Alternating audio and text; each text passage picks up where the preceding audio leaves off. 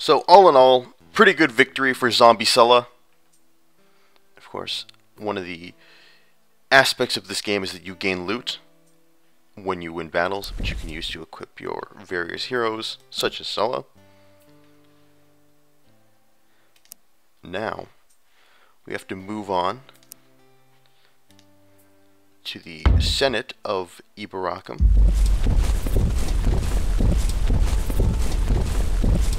And here, we're going to get a... You survived the deadly silence at the wall.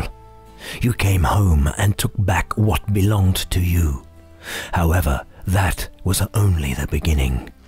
Now you have to enter a real viper's nest. The marble halls of Ibaracum, where you'll face the representatives of the noble families. In order to fulfill your destiny, you must have yourself acknowledged as a senator. So, this begins one of the other types of quests in the game because, as we can see, you do get quests dictated to you at various points in the games, and sometimes those can be battle quests, which take place on the battle screen, which you just saw, or they can be adventure quests, which again go through this kind of choose your own adventure narrative, and your choices can affect the quest itself and the larger storyline. And I gotta say, in the previous game, I was not so big on these adventure quests. However, these ones I'm finding a lot more engaging. Maybe it's because of the awesome narrator that they have, that is used to narrate all the adventure quests. I don't recall in the last game they were narrated, but that just kind of really sucks you in to these quests at a much more deeper level than in the previous game. For the first time in your life, you see the main square of Ibaracum as the perfect symbol of what the provinces have become. Crumbling palaces, cracked flagstones, all hidden in the shadows of the past, cringing before the gigantic statues built by Emperor Hadrian. So I really love this guy, whoever they got to do this voice actor. Really top-notch. He's got quite a sexy narration voice. On the broad steps of the Senate building, you come across an unusually large gathering where small groups gather to scheme and gossip. The news of your return must have reached here sooner than you'd thought. You feel their questioning stares while you are climbing the steps. Muffled voices herald your arrival in the gloomy vaulted hall. You notice that some of the senators quickly withdraw into the shadows. You walk briskly past the row of marble columns and enter the chamber of the Senate. The chamber of the Senate resembles a large cauldron where the rows of seats gradually descend towards the speaker's stand. When you arrive, the only person there is the censor, the administrator responsible for keeping the catalogue of the meetings, but the crowd follows you. Let's see here. I don't care about tradition. I'll walk straight to the speaker stand. Noble senators, I'm aware that my behavior may strike you as offensive. Some of you think my words defy tradition. But take into consideration the sad events that befell my family. This matter is of the gravest urgency. If I'm not a senator, I can't address you properly. If you want to formally discuss my request, I'll wait here.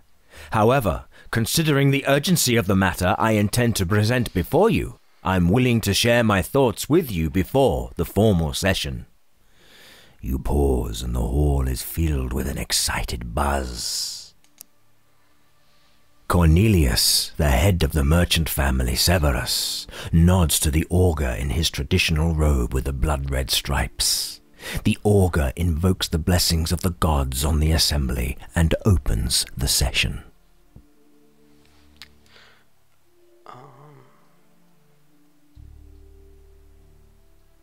No, I have achieved my goal. I now have their attention. I can let the augur do his job. The augur, wearing his traditional robe with its blood-red stripes, invokes the blessings of the gods on the assembly, then summons the senator of the highest rank, Cornelius Severus. Cornelius Severus is a noble-looking man with silver hair and a very powerful presence. After greeting the Senate, he immediately turns to you. I see that Septimus Sulla is making an unexpected appearance among us. May I ask for his formal acceptance into our ranks? The senators argue among themselves for a while, carefully weighing every word. It takes a while until the noise in the hall subsides. Then an elderly member of the Ordo Equestor raises to speak. The aging senator puts your request to the vote, and the senators reach a unanimous agreement. Afterwards, Cornelius Severus walks to the speaker's platform, but only to ask you to speak. I walk to the speaker's platform. Senators, you begin bitterly. You ordered me to the wall to help the Caracalla family against the invading Picts. And then I was left alone, betrayed by those who sought my help. Lies, shouts one of the Caracallas. We had to move back to our states to defend ourselves. I openly accuse the Caracalla family. You glare at Senator Caracalla. Your estates were far away from any danger, and the place where you set up your camp is a day's walk from the wall. The senator suddenly looks more relaxed, and he even tries a weak smile. Prove it, Sulla! Otherwise these are just empty words! Senator Caracalla continues. Due to some unforeseen circumstances we were delayed. That much is true. But look who is talking about betrayal! The leader who survived the battle without any wounds! So he deftly accuses you of cowardice and places you under scrutiny. I show them my scars, risking some questions. Excited murmuring sweeps through the hall. These wounds would have sent an average man to death's door, but here you are, with only the pink scars of your healed wounds as a reminder. There aren't any healers in Iberacum who could perform such a miracle, that is for sure. Anticipating the next question, you speak first. I have no idea which god was gracious enough to spare my life, but I'll say my prayers for all of them. You say, trying to head off any accusations. Or perhaps it was a demon, roars Caracalla. I ask the augur's opinion. No one dares challenge his words here. Considering the nature of the miracle, the act of healing suggests a divine intervention, answers the augur carefully. He looks like he wants to add something, so you quickly silence him with a curt nod. Most of my warriors died in that battle. I was left for dead, bleeding from my wounds, and it is a miracle that I survived. And for what? To come home and see my family destroyed, my estates burned to the ground? I stood up for you and you betrayed me. The senators exchange ashamed glances. Instead of the usual commotion, this time eerie silence fills the marble hall. Tell them that I suspect the existence of a conspiracy in Iberacum. I'm talking about the series of seemingly accidental events that somehow still led to the destruction of my family. Don't they sound suspicious? Should I also mention the absence of the Caracalla family from the battle?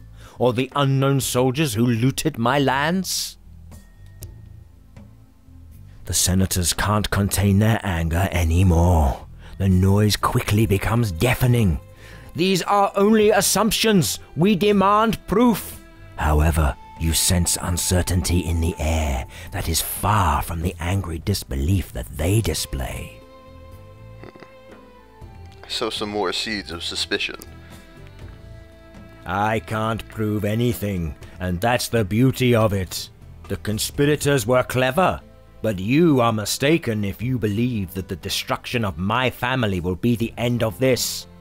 I fear that those behind these machinations have a much greater goal: to rule New Rome. Now is the right time to discuss my compensation. You all know the consultum the Senate passed 100 years ago. That decree set the terms that still apply to the families lending military or financial help for the protection of the wall. Namely, that all losses sustained must be covered by the other families. The Sulla family defended the wall, and thus the whole realm against the tide of the Picts. And what was the price we paid? We lost everything. Our soldiers, slaves, and estates are gone. Not to mention the personal losses. I demand compensation. I think the claim of Septimus Sulla is justified, Cornelius Severus says. We all know that the Caracalla family was a frequent beneficiary of said decree during the last decades. Why should we refuse to compensate the Sulla family for the same service to the realm?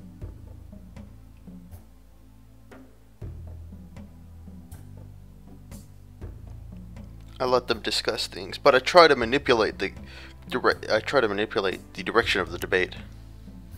The debate drags on. Sometimes you interrupt the conversation with a well-placed, subtle argument, steering the discussion in the desired direction. However, you feel faint hostility towards you from many of the senators, especially the allies of the Caracallas and the Massalas. You decide to settle the matters with a harsh interruption. Noble senators, I came here with a simple request, but now it seems to me that the Senate is unable to decide even such a trifling matter. But a weak Senate is the sign of a weak Iberacum. The uproar is so loud that it's almost ear-piercing. This is clearly a debate that will go into the annals of the Senate. Finally, the augur has to intervene personally. But it takes some time until everyone calms down. Now the Senate will vote on the matter of your compensation. The Senate offers you 2,000 gold and grants you an auxiliary force until you've gathered a new army. Alright. The debate is over. The Caracallas leave the hall immediately. Cornelius Quintus family assures you of his support. You meet Cornelius Severus at the door. He smiles at you and calls you senator. Still, you'd give anything to know what's going on inside his head. Alright, maybe I did that kind of poorly. Who cares? Alright. So we've completed the quest. We have there, of course, there are unit reserves, which are basically sort of reserve units you can call on that aren't part of your. I believe this is 20 cards. Your regular card army.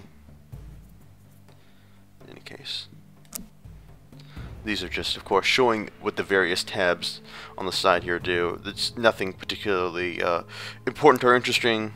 Things just like, oh, this is what's happened. These are your objectives. And so on my way.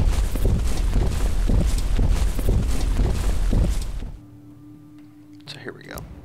Now we can replace the units we lost in that battle. Oops. Okay. I just want to heal all the men, all the units that have lost men. So there we go.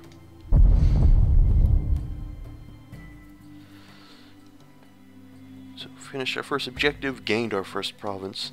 Now we can... Thank you. That's wonderful. Hera Septimus Sulla, finest commander of the provinces. The mighty Senate of Eboracum orders you to move to the north. The marauding Picts have crossed the wall again, and they are wreaking havoc in the countryside. We need you there to assist the Caracalla family by driving the Picts out of the province. Alright, so let's finish this quest and then we'll wrap up this little preview.